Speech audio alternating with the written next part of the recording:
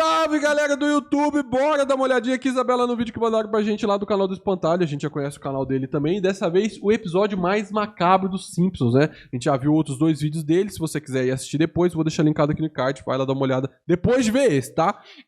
Até porque se fosse o episódio mais errado, né, chat? Seria só o próximo. Porque todos os episódios são extremamente errados. De Simpsons eu acho que não é tão errado assim, não. Não? Bom, bora lá, chat. Simpsons é de boa, mas é bem crítica. Eu não conheço. Eu conheço muito pouco de Simpsons, mas vamos lá, vai. Eu me lembro que por volta de 2013, na minha casa, a gente não tinha TV por assinatura eu também não e tinha. muito menos internet. A gente tá falando disso hoje, então inclusive. eu recorria aos desenhos e programas da TV aberta. E tu provavelmente sabe que, pelo menos pra crianças e adolescentes, a TV aberta na maior parte do tempo era bem chata. Vez que outra passava um filme legal na sessão da tarde, Perli, etc. gente. Porém, Meu desenho. TV aberta boa era TV Cultura e programa infantil de manhã só. Passou de... Sábado animado de companhia. Record de tarde também era incrível. Quero o Pica-Pau, Todo Mundo Odeia o Chris. Só, tá bom. Caraca, boa também. Maravilhoso. E quando tinha TV Globinho também era bom. Eu fui ter TV a cabo depois de velho, tá? Devia ter uns 13, 14 anos. A minha mãe assinou lá a Sky na época. Só que ela assinou o pacote mais básico da Sky, que era uma merda. Que não tinha nada, né? Não tinha nada, mano. Você pagava, tipo, R$50. Na época, R$50 era muito dinheiro. Não tinha nada, você pagava à toa. Uma coisa só que o Léo se interessava, que era o canal que tinha senha 0000, né, Leonardo? Não tinha esses canais na época. Era tão porcaria que não tinha essas coisas. Pois é. Eu assistia muito canal da Disney na época, né? Não, pois é. Não tinha esses canais, mas era por isso que eu assistia João Kleber de madrugada às 2 horas da manhã. Aí eu Só quem viveu sabe. Eu cresci com base... Eu cresci na TV Cultura, mano. TV Cultura sempre. Na época em que a Band transmitiu os Simpsons. E acredite se quiser, eu descobri da existência dos Simpsons nessa época. Quer dizer, eu sabia que o desenho existia, mas eu não sabia como o mesmo funcionava. Afinal, eu só ouvi o que os meus amigos falavam dele, mas assisti de fato somente quando ele veio pra Band. E eu lembro que eu tinha a hora marcada pra assistir aquele programa. Eu não podia perder ele por nada. Por si só, o desenho já era incrível pra mim. Mas tudo se tornou 300% mais incrível quando eu descobri a tradição de toda a temporada daquele programa. A famigerada Casa da Árvore dos Horrores. Ai, que medo. Essa subsérie dentro dos Simpsons basicamente eram 3 contos não canônicos que eram apresentados em uma temática de Halloween. E tudo que não seria aceitável. E o chat tá falando pra gente, assiste só os episódios de Halloween. Aí, já, ó. Sabe já uma coisa? entregando. Eu gostava muito de assistir... Como é que era o nome da série? Era um desenho que passava no SBT de madrugada. American Dad, um negócio assim, né? American Dad? Não, Ai, não é. Family Guy, menino. Family Guy. Ai, erradíssimo. Erradíssimo! É isso, Family Guy. Family Guy. É porque American Dad era a abertura, né? Que ele fala Good Morning, American... Como é que é? É um negócio assim. Mano, mas era Family Guy. Eu sei que era um desenho errado pra caralho. E tinha uma série que passava também, de madrugada, que eu gostava muito. Contava a vida do Will Smith. Não conheço, não. Não sei o nome, mano. Eu não lembro o nome. Pedaço. Ela e eu, um negócio assim. Tá criando já, tá inventando isso. É American Dad mesmo, não é Family Guy não, filho. É American Dad. Episódios comuns que eram apresentados em uma temática de Halloween. E tudo que não seria aceitável nos episódios comuns era explorado nesses curtas. Assassinatos, abduções, possessões demoníacas, Ai, que horror, tá amarrado em nome de que, diga-se Jesus. de passagem, é muito legal. Ok, E claro, que se anotado. toda essa temática de terror seria abordada, a gente iria ter várias referências a clássicos do cinema. O Labirinto do Fauno, Psicose, e dentre todas as releituras que os Simpsons Eu nunca assisti porque eu tenho medo do bode também. Vocês acreditam? Ah, não só eu, né? Eu e a torcida do Flamengo. Todo mundo tem medo daquele bode, não é possível. Nos dar, sem dúvidas, a mais pesada se é a que retrata um filme tão pesado quanto. Meus amigos, 34ª temporada, episódio 6. A Casa da Árvore dos Horrores 33. Pouca coisa.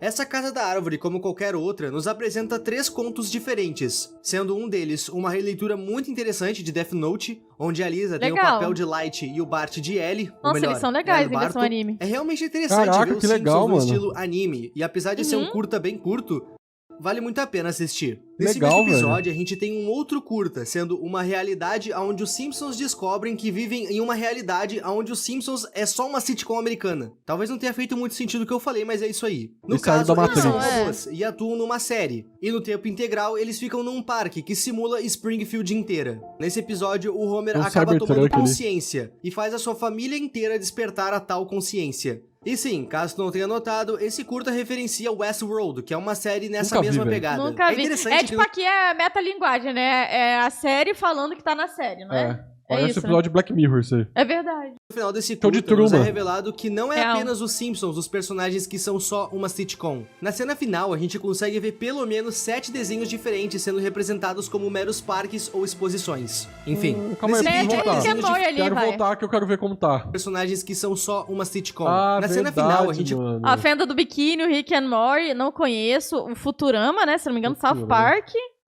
E a família lá, a Family Guy lá, né? É verdade, mano. Consegue ver pelo menos 7 da frente desenhos é o quê? Eu não diferentes conheço sendo esse desenho representados da frente. como meros parques ou exposições. Da orelhinha. Enfim, nesse vídeo, a gente não vai contar a história aprofundada de nenhum desses dois contos. A gente vai falar do terceiro curta ainda não mencionado. Big Mouth, é isso? O Pukaduke. Ai, Babadook. Meus amigos, cinema. Eu imagino que alguns de vocês é isso, Babadook? É um filme que eu assisti quando era criança.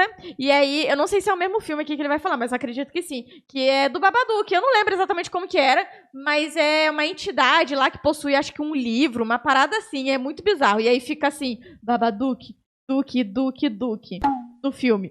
É basicamente isso. Caracas.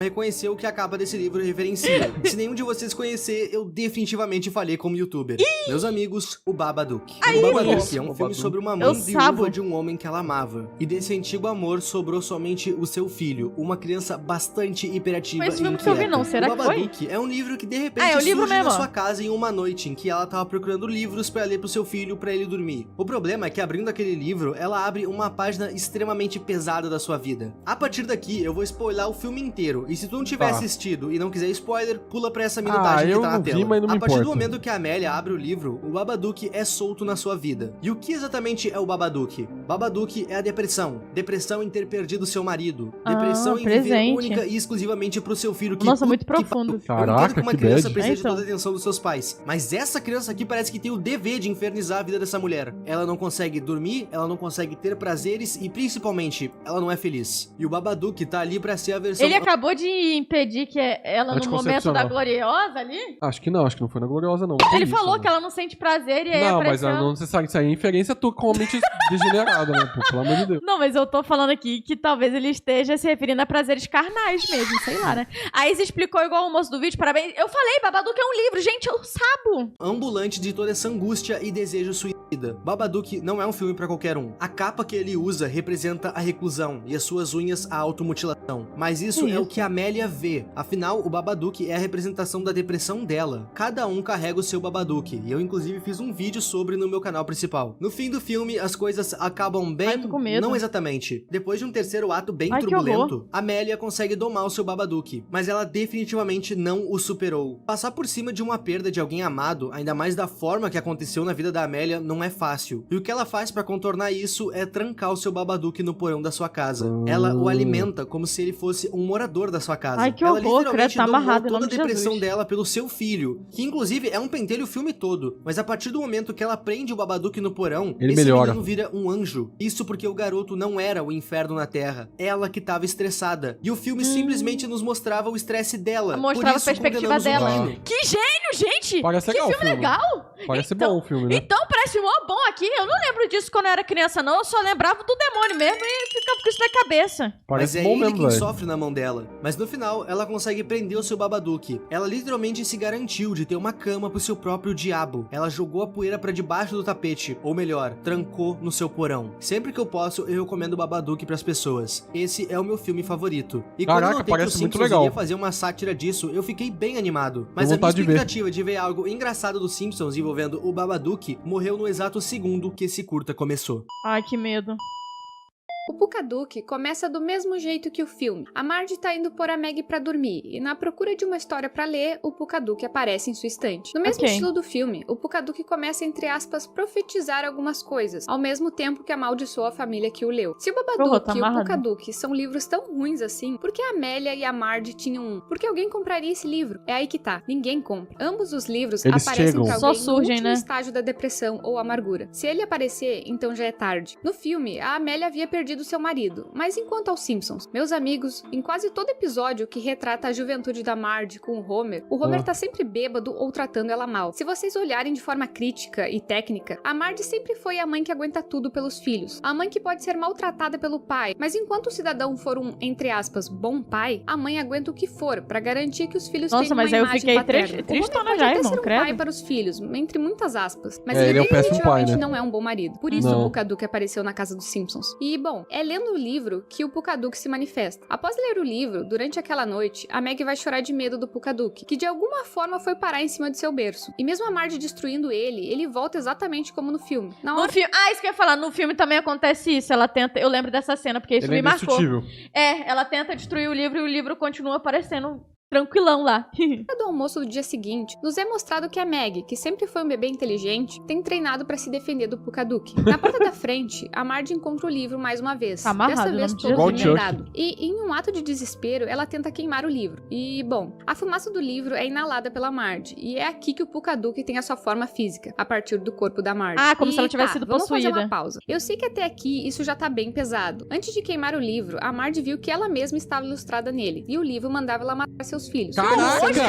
Mas acredite se quiser, essa não é a parte mais pesada pra mim. Em diversos curtas de horror dos Simpsons, nós já vimos as crianças sendo mortas, o Homer tentando matar a família inteira, etc. Só que em todos esses episódios a gente tinha um viés de comédia, uma piada pra quebrar o gelo. Sim, por mais idiota que ela seja, o humor estava presente. Só que nesse episódio, o humor não existe. Ele só é pesado mesmo. Logo após a Marge inalar e ficar possuída, ela tenta esquartejar a Maggie. E meus amigos, ela ia conseguir. Nenhuma piada atrapalhou. Ela não tropeçou ou algo do tipo. O Homer interrompeu e salvou a Maggie sem querer. E eu sei que falando assim, gente, parece algo bem típico dos Simpsons. Só que acreditem, não é. E o episódio vai continuar nesse viés mais pesado até seu final, que eu já adianto que é bem melancólico. Galera, eu tô com medo de desenho. Todos da família num passeio noturno num aquário. Tudo pra ela poder... Você viu a sombra do Babadook ali, ó? Melancólico. Aqui, ó. A Marge inscreve todos a da sombra família dela de Babadook, ó. Ali, verdade. Num aquário. Tudo pra ela poder matar a Maggie. É interessante nessa cena que, enquanto eles descem as escadas, na sombra da Marge nós vemos o Pukaduke. Isso acontece no filme. Diversas vezes nós o vemos em algumas piscadas ou num canto da sala. Enfim, durante a saída, Maggie implora de todo jeito pra que os outros integrantes da família fiquem, mas eles não ficam. E o plano da Marge possuída pode entrar em ação. Uma coisa que realmente me deixou desconfortável nesse episódio é o semblante da Marge durante o desenrolar da trama. Como eu disse, nesses episódios de terror, a gente sempre tem um tom de humor por cima, mas aqui a Marge tá sempre com um olhar maléfico. E por mais tosco que isso possa parecer, isso é amedrontador. Quando tu tá acostumado com um programa que no seu episódio mais pesado a gente tem uma piada, por mais boba que ela seja, ver uma das personagens sempre com um rosto maléfico, sem quebras ou deboches, isso é estranho, isso incomoda. De primeiro momento, a Maggie consegue fugir e ela vai direto pro porão. E depois de pegar uma faca, a Marge vai atrás dela. Quando ninguém tá olhando, a Marge usa seus poderes enquanto possuída, como voar ou a força pra arrombar portas. Tudo bem que a porta tava com uma tranquinha de nada, mas enfim, do lado de baixo, a Maggie já tinha uma armadilha pronta, onde ela faz uma catapulta com uma boneca pegando fogo. Mas meus amigos, nunca tentem queimar o diabo. Apenas tenham a garantia de que você tem uma cama pra ele. Na hora de descer as escadas, Marge pisa num giz e apaga com a queda. E durante esse tempo dela inconsciente, a Maggie prende ela. E meus amigos, igual no filme, que o final era melancólico,